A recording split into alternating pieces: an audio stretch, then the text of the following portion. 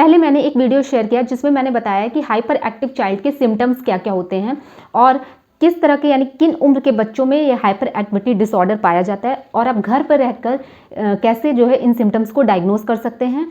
आसानी से आप घर पर रहकर अपने बच्चों में ये पता कर सकते हैं कि आपके बच्चे में ADHD डिसऑर्डर है या नहीं, कहीं आपका बच्चा भी तो हाइपर एक्टिव चाइल्ड में कंसीडर नहीं किया जाता। तो इसके लिए मैंने वो वीडियो शेयर किया था और अगर अभी तक आपने उस वीडियो को नहीं देखा है तो मैं उसका लिंक अपने डिस्क्रिप्शन बॉक्स में दे दूँगी, आप वहाँ से जाके उस वीडियो को देख सकते हैं। सो आज की जो मेरी वीडियो है वो भी इसी चीज़ से रिलेटेड है कि हाइपर एक्टिव चाइल्ड को किस तरीके से हम सही कर सकते हैं, उनकी हाइपर एक्टिविटी को हम रिड्यूस कर सकते हैं, वो भी घर पर रहकर। बस कुछ छोटे छोटे टिप्स हैं जिनको फॉलो करना आपको बहुत ज़रूरी है। उन टिप्स की हेल्प से आप अपने बच्चे के ADHD यानी कि attention deficit hyper activity disorder को रिड्यूस कर सकते हैं। So hi everyone, I am Jyoti this side and I hope कि आप सभी मॉम्स बिल्कुल स्वस्थ होंगी, खुश होंगी और मस्त होंगी। सो आज की वीडियो बहुत ही इंपॉर्टेंट है, इन्फॉर्मेटिव है। इस वीडियो को बिना स्किप किए आप पूरा अंत तक जरूर देखिएगा। So without wasting the time let's start the video. सबसे पहले तो एज ए पेरेंट आपको उन टिप्स को जानने से पहले मैं एक सजेशन दूंगी कि आपको बहुत ही कूल और काम रहकर जो है उन टिप्स को फॉलो करना है। अगर आपके बच्चे में ADHD डिसऑर्डर है तो आपको पॉजिटिव बिहेवियर दिखाना है बच्चे के साथ, बिल्कुल भी बच्चे पे क्रोध नहीं करना है, गुस्सा नहीं करना है, चीखना नहीं है, चिल्लाना नहीं है, क्योंकि एक तो बच्चा पहले से ही इस डिसऑर्डर से पीड़ित है, उसके ऊपर से अगर आप भी उसको चिल्लाएंगे, आप भी गुस्सा करेंगे इनफैक्ट सही करने की जगह पे, तो ऐसे में फिर आपको पॉजिटिव रिजल्ट नहीं मिलेगा, वो रिजल्ट फिर नेगेटिव डायरेक्शन में जाएगा। इसलिए आपको बहुत ही पॉजिटिव होकर बहुत ही काम तरीके से अपने बच्चों को हैंडल करना है। ठीक, तो अब बात करते हैं कि कौन कौन से वो टिप्स हैं जिनकी हेल्प से हाइपर एक्टिविटी डिसऑर्डर को रिड्यूस किया जा सकता है। तो नंबर फर्स्ट है मेक अ टाइम टेबल, यानी कि ऐसे बच्चे जो होते हैं वो एक जगह पर स्थिर नहीं होते हैं, उछलते रहते हैं, कूदते होते हैं, जैसे मैंने अपनी पहले की वीडियो में शेयर किया है। तो इस तरह के बच्चों के लिए आपको एक टाइम टेबल बनाना बहुत ज़रूरी होता है। ये time table normal time table से थोड़ा हटकर होगा। इसमें आप बच्चे की स्टडी के अलावा उनका डेली का रूटीन वर्क जो है वो सब कुछ मेंशन करेंगी। लाइक बच्चे को कब ब्रश करना है, कब नहाना है, कब सोना है, कब खाना खाना है, कब खेलने जाना है, कब फिजिकल एक्टिविटी करनी है, कब पढ़ना है। इसके अलावा अगर आप उसे थोड़ी देर के लिए मोबाइल भी चलाने दे रही हैं या कंप्यूटर का यूज़ करने दे रही हैं तो वो भी आपको मेंशन करना है कि उसे कब और कितनी देर तक फ़ोन का यूज़ करना है या कब और कितनी देर तक कंप्यूटर का यूज़ करना है। ये सारी चीज़ें आप उस टाइम टेबल में मेंशन करिए और उस विजुअल टाइम टेबल को आप जो है उस एरिया में जहाँ पर बच्चा ज़्यादा समय बिताता है वहाँ पर आप स्टिक कर दीजिए, ताकि उसकी नज़र कंटिन्यूअसली उस टाइम टेबल पर पड़ती रहे और उसे ये रिमाइंड होता रहे कि हमारे पेरेंट्स या हमारे एडल्ट्स जो हैं वो हमसे ये एक्सपेक्ट करते हैं कि हमें इस टाइम पर ब्रशिंग करनी है, इस टाइम पर बाथिंग करनी है, इस टाइम पर स्टडी करनी है, इस टाइम पर ब्रेकफास्ट करना है। ठीक है, तो सीक्वेंस वाइज जो बच्चे का वर्क होता है लाइक ब्रशिंग, बाथिंग, फिर उसके बाद ब्रेकफास्ट, फिर स्टडी, फिर फिजिकल एक्टिविटी, फिर कंप्यूटर टाइम, वो सब कुछ आप उसमें सीक्वेंस वाइज मेंशन करिए। ठीक है, और बच्चे को डेली उसको देखने के लिए प्रेरित करिए कि देखना ही देखना है, उस टाइम टेबल के अकॉर्डिंग ही वर्क करना है। फिर आप उन बच्चों में देखेंगी धीमे धीमे कंसिस्टेंटली आपको 6 महीने, 5 महीने या फिर 7 महीने तक कंसिस्टेंटली आपको ये चीज़ करनी है। धीमे धीमे बच्चों में जो हाइपर एक्टिविटी होती है या बहुत ज़्यादा जो उछलना कूदना जो लगा रहता है, जो वो अपनी एनर्जी को वेस्ट करते हैं, वो धीमे धीमे एक सही डायरेक्शन में जाने लगेगा। धीमे धीमे बच्चे की जो एक्टिविटी है हाइपर वाली वो रिड्यूस होगी। टाइम टेबल के अकॉर्डिंग जब बच्चा सारे डेली रूटीन वर्क करेगा तो उसे एक के बाद एक कौन से काम करने ये सीक्वेंस भी पता रहेगा और फिर वो सीक्वेंस वाइज उन वर्क को करेगा। वो ऐसा नहीं करेगा कि बिना खाए वो खेलने चला जाएगा या फिर जो है बिना पढ़े जो है वो सो जाएगा, ऐसा वो नहीं करेगा। फिर वो टाइम टेबल के अकॉर्डिंग सीक्वेंस वाइज अपने वर्क को कंप्लीट करेगा।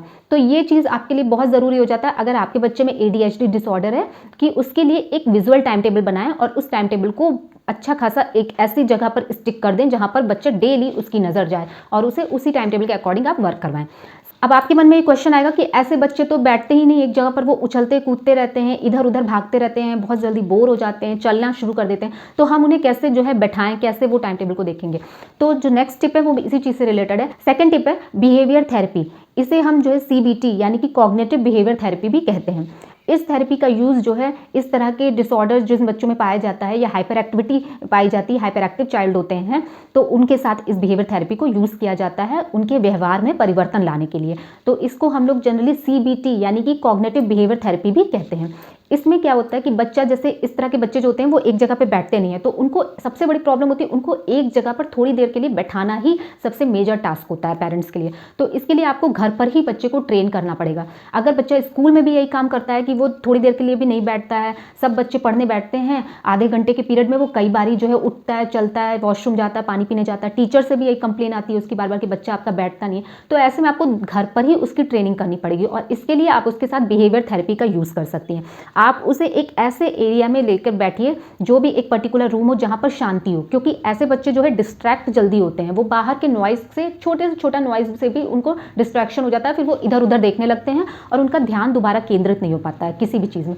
तो सबसे पहले उनको एक ऐसा रूम में ले जाइए जहाँ पर वो बिल्कुल शांत हो, बिल्कुल आवाज़ नहीं आती हो, शोर शराबा नहीं होता हो, ठीक है। उस रूम में ले जाकर आप उनको बैठाकर उनको एक ऐसा बॉक्स दे सकती हैं जिसमें जो है क्ले हो या कुछ ऐसे स्क्वैशी बॉल्स हों जिसमें वो थोड़ी देर के लिए इंडल्ज रहें, इंगेज रहें। अब उस क्ले से आप उनको डिफरेंट टाइप के स्ट्रक्चर बनाने के लिए टास्क दे सकती हैं कि इसे एक, और ये टास्क जो है आप कुछ टाइम के लिए भी दे सकती हैं, जैसे 5 मिनट के में करना हो या 6 मिनट में करना हो या फिर 7 मिनट्स में करना हो। इस तरह से धीमे धीमे आप डेली उनको ऐसा करिए कि आप उस रूम में उनको ले जाइए, फिर वो उस बॉक्स को दीजिए जिसमें स्क्वैशी बॉल्स हों, क्ले हों, और उससे डिफरेंट स्ट्रक्चर बनाने को उनको दीजिए।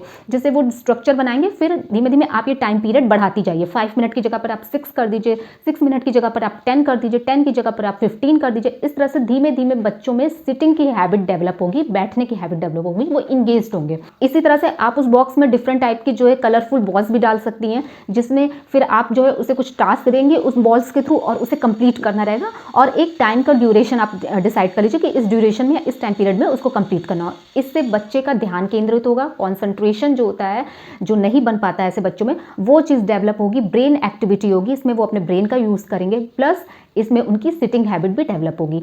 तो ये सारी चीज़ें करते करते आपको कई महीनों से ये ट्राई करना है, खाली एक दिन में या 2 दिन की प्रोसेस नहीं है, बल्कि इस थेरेपी में थोड़ा टाइम लग सकता है, लेकिन ये बच्चों के व्यवहार में चेंजेस लाने में काफ़ी हद तक मदद करती है। इसी तरह से आप उनको मेडिटेशन के लिए भी जो है मोटिवेट करिए। कोई भी मेडिटेशन हो उसमें उनको 5 मिनट के लिए या 6 मिनट के लिए इन्वॉल्व करिए अपने साथ, और मेडिटेशन करने के लिए ज़्यादा से ज़्यादा जो है मोटिवेट करती रहिए। इससे भी उनकी फोकसिंग पावर या कॉन्सेंट्रेशन पावर डेवलप होगी। थर्ड टिप है फिजिकल एक्टिविटी। इस तरह के बच्चों के साथ आपको फिजिकल एक्टिविटी करना बहुत ज़रूरी है। अब पेरेंट्स कहते हैं कि फिजिकल एक्टिविटी हम करेंगे तो बच्चा तो वैसे ही उछलता कूदता रहता है, इधर उधर भागता रहता है, चलता रहता है, और अगर हम उसके साथ फिजिकल एक्टिविटी कर रहे हैं तो वो भी, उसमें भी दौड़ेगा, भागेगा, चलेगा, तो फिर हम इस डिसऑर्डर को कैसे ठीक करेंगे, ये तो डिसऑर्डर उसका और बढ़ जाएगा। लेकिन ऐसा नहीं है। देखिए, जब बच्चा वैसे भागता है, दौड़ता है, तो उसमें वो यूजलेस भाग रहा है, उसका एनर्जी यूजलेस है, बिल्कुल यूजलेस एनर्जी वेस्ट हो रही है, कोई काम की नहीं, कोई मतलब नहीं है उसके भागने का, ठीक है। लेकिन जब आप इसी भागने को फिजिकल एक्टिविटी में कन्वर्ट करके करेंगे, उसके साथ कोई बड़ा या कोई टीचर या कोई पेरेंट्स जो है उसके साथ फिजिकल एक्टिविटी के थ्रू रनिंग करवाएगा, तो उसमें वो अपने ब्रेन को भी यूज़ करेगा और इससे फिर उसकी मेंटल एक्सरसाइज भी होगी। तो इस तरह की रनिंग जो होगी या फिजिकल एक्टिविटी जो होगी, उससे हम उसकी जो है इस एनर्जी को सही डायरेक्शन में ले जाएंगे, ठीक है। तो इसके लिए आपको करना ये है कि जैसे आप, बहुत तरह की फिजिकल एक्टिविटीज़ होती हैं इस तरह के बच्चों के लिए, तो जैसे मैं 1-2 बता रही हूँ, आप ये करवा सकते हैं। लाइक आप एक बास्केट लीजिए जिसमें खूब सारी बॉल्स हों, कलरफुल बॉल्स हों, और एक खाली बास्केट लीजिए, उसको कुछ दूरी पर रख दीजिए। उसके बाद बच्चे को अपने पास बुलाकर बोलिए कि इस बास्केट में से जो फिल है बॉल्स से, उसमें से एक एक बॉल्स पिक करके जाए, रन करता हुआ जाए, और उसके बाद उस खाली बास्केट में भरता जाए, यानी कि उस खाली बास्केट में डालता जाए। ऐसा उसे 10 बॉल्स तक करना है, 20 बॉल्स तक करना है। आप उसे एक टारगेट भी दे सकते हैं कि 30 बॉल्स आपको पिक करके खाली वाले बास्केट में जो है डालनी है। इस तरह से वो रन करते हुए जाएगा और 30 बॉल्स काउंट करके डालेगा, और या फिर अगर आप 20 बॉल्स दे रही हैं तो 20 बॉल्स काउंट करके डालेगा, या फिर 10 बॉल्स दे रही हैं तो 10 बॉल्स का टारगेट फिल करेगा। तो इसमें जो रनिंग हो रही है उसकी, इसके साथ वो काउंटिंग भी करता जाएगा, 1 2 3 4, और इस तरह से जितना भी टारगेट आपने दिया उतनी वो काउंटिंग करेगा। तो इसकी मेंटल एक्सरसाइज भी हो रही है, यानी कि उसकी मेंटल एक्टिविटी भी हो रही है, फिजिकल के साथ मेंटल एक्सरसाइज भी हो गई। तो इस तरह की जो एनर्जी जो उसकी अभी तक जो वो फालतू भागता था, इस एनर्जी को आपने एक पॉजिटिव डायरेक्शन में मोल्ड कर दिया, एक सही दिशा में आपने मोल्ड कर दिया। तो ये रनिंग जो होती है वो उसके काम आएगी और उसकी हाइपर एक्टिविटी को रिड्यूस करने में काफ़ी हेल्प करेगी। इसी तरह से आप एक चीज़ और कर सकती हैं कि आप जो है सॉल्टिंग का काम उससे करवा सकती हैं। जैसे कि आपने एक बास्केट लिया जिसमें बहुत सारी कलरफुल बॉल्स है, फिर आपने जो कलर बोला, लाइक आपने जो है पिंक बोला तो उसको पिंक कलर की बॉल पिक करनी रहेगी, व्हाइट बोला तो व्हाइट कलर की बॉल पिक करनी रहेगी। मतलब आप उससे ये कहो कि मैं जो कलर भी बोलूँगी वो आपको पिक करना रहेगा और फर्श पे रखना रहेगा, ठीक है। तो इसमें भी उसकी मेंटल एक्सरसाइज होगी, उसके ब्रेन का सही यूज़ होगा। तो आप जो उसकी एनर्जी थी, जो एक्स्ट्रा एनर्जी थी, जो बहुत ज़्यादा एनर्जी थी, उसको आपने एक सही दिशा दे दी, एक सही जो है डायरेक्शन में मोल्ड कर दिया। तो इस तरह की फिजिकल एक्टिविटी जब आप उसके साथ करेंगी तो उसकी जो एनर्जी रहती है, इस तरह के बच्चे बहुत एनर्जी वाले रहते हैं, तो जो उनकी एनर्जी रहेगी वो सही दिशा में जाएगी। इसके साथ साथ वो अपने ब्रेन का भी यूज़ करेंगे, मेंटल एक्सरसाइज भी होगी उनकी, और धीमे धीमे उनका ये डिसऑर्डर जो है रिड्यूस होगा और वो अपनी एनर्जी का सही इस्तेमाल करना सीखेंगे। इसी तरह से आप उन्हें पजल्स भी करवा सकती हैं, मेज भी करवा सकती हैं, जिसमें जो है बहुत सारे पॉइंट्स हों और उन पॉइंट्स को जोड़ते हुए बच्चों को कोई स्ट्रक्चर बनाना हो। तो एक बार में तो बच्चा नहीं करेगा, इसमें टाइम लगेगा, लेकिन धीमे धीमे आप उनको सिखाइए कि किस तरह से 1 बाय 1 पॉइंट्स को जोड़ते हुए जाना है और फिर उससे एक बढ़िया सा स्ट्रक्चर बन जाएगा। तो इस तरह से बच्चों को भी आप जो है सिखा सकती हैं। ये सारी एक्टिविटी उनके हाइपर एक्टिव डिसऑर्डर को रिड्यूस करने में हेल्प करेगी, उनकी एनर्जी को सही दिशा देगी। 4th टिप है make a right life style. इस तरह के बच्चों की लाइफ स्टाइल को भी बेटर करना ये आपका काम है। तो सबसे पहले आपको उनकी लाइफ स्टाइल सही रखनी बहुत ज़रूरी है। जब उनकी दिनचर्या सही रहेगी, जीवन शैली सही रहेगी, तो इससे उनकी डिसऑर्डर में काफ़ी हेल्प मिलेगी। और इसमें सबसे पहले आपको एज ए पेरेंट ये करना होगा कि चूंकि इस तरह के बच्चे जो होते हैं वो फोकस नहीं कर पाते, ध्यान केंद्रित नहीं कर पाते, तो इसके लिए जितनी भी डिस्ट्रैक्शन वाली चीज़ें हैं like mobile phone, computer, gaming, video game and tablet, इन सब का यूज़ जो है लिमिटेड करना होगा। बच्चा बहुत देर तक जो है इन सब का यूज़ ना करने पाए, ये आपको वॉच करना है। बहुत देर तक अगर मोबाइल फ़ोन चला रहा है, कंप्यूटर चला रहा है, टैबलेट चला रहा है, तो इससे उनकी डिस्ट्रैक्शन पावर बढ़ेगी, जिससे वो जल्दी से किसी भी चीज़ पर ध्यान नहीं लगा पाएंगे। तो इसलिए आपको मोबाइल फ़ोन का यूज़ तो हो सके उन्हें ना ही करने दें, और कंप्यूटर और टैबलेट का यूज़ भी लिमिटेड करना सिखाएं। इससे क्या होगा, बच्चे की कॉन्सेंट्रेशन पावर डेवलप होगी। इसके अलावा ऐसे बच्चों का खान पान भी सही होना बहुत ज़रूरी है। उनकी डाइट बिल्कुल सही होनी चाहिए। उन्हें चॉकलेट, चिप्स, फास्ट फूड जितने भी होते हैं, जंक फूड्स होते हैं, वो उनसे उन्हें दूर रखना है, क्योंकि इस तरह के फूड से उनकी एग्रेशन पावर और बढ़ेगी। इसी तरह से जो एसिडिक फूड्स होते हैं, जैसे बहुत ज़्यादा एसिडिक वाली जो है कोल्ड ड्रिंक्स हो गई हैं, इस टाइप की चीज़ों से भी उन्हें दूर रखना है, क्योंकि एसिडिक फूड भी एग्रेशन नेचर को बढ़ाते हैं, इंपल्सिव पावर को बढ़ाते हैं। तो हमें बिल्कुल भी एसिडिक फूड हो गए, जंक फूड्स हो गए, फास्ट फूड हो गए, इनसे बच्चों को दूर रखना है, जो भी बच्चे ADHD डिसऑर्डर से पीड़ित हैं। इसके अलावा हरी सब्जियां जितनी भी हो सकें, ग्रीन वेजिटेबल्स लाइक जो है स्पिनच, ड्रमस्टिक, ब्रोकली, साग का सीजन है तो साग जैसे पालक, सरसों, सोया मेथी, इन सब का साग, ये सारी चीज़ें बच्चों को खिलानी है। ड्राई फ्रूट्स बच्चों को खिलाना है, जिसमें बादाम, काजू, इन सब का मिक्सचर हो, मखाना वगैरह, ये सारी चीज़ें आप बच्चों को दे सकती हैं। डेयरी प्रोडक्ट्स बच्चों को देने हैं, जैसे दही हो गया, दूध हो गया। हाइड्रेट रखना उनकी बॉडी को, लाइक आपको जो है उन्हें दिन में कम से कम 1 लीटर पानी पीने की आदत डलवानी है। इससे क्या होगा कि बच्चे जो रहेंगे कूल रहेंगे, काम रहेंगे, उनके अंदर डाइजेशन सही रहेगा, उन्हें कब्ज नहीं होगा, गैस नहीं होगी, एसिडिटी की प्रॉब्लम नहीं होगी, जिससे कि फिर वो बिल्कुल ही जो है सही रहेंगे। और फिर जब उनकी फिजिकल हेल्थ सही रहेगी तो ऐसे में जो उनका एग्रेसिव नेचर होता है या जो चिल्लाना होता है, चीखना होता है, वो भी कम होगा। इस डिसऑर्डर में काफ़ी हेल्प मिलेगी इससे। तो सबसे पहले ऐसे बच्चों की लाइफ स्टाइल को सही रखना बहुत ज़रूरी है, और इसके लिए मैंने जो भी बताया कि उनकी डाइट सही होनी चाहिए, उन्हें हाइड्रेट रखना, उनकी बॉडी को प्रॉपर मात्रा में जो है पानी कंज्यूम करना है, दूध पीना है। इसके अलावा फास्ट फूड और जंक फूड से बिल्कुल दूर रहना, और जितने भी इलेक्ट्रॉनिक गैजेट्स होते हैं, मोबाइल फ़ोन, इन सब का यूज़ काफ़ी कम से कम करना है, ठीक है। और ज़्यादा से ज़्यादा उनसे फिजिकल एक्टिविटी लेनी है, सही डायरेक्शन में मोल्ड करने के लिए उन्हें।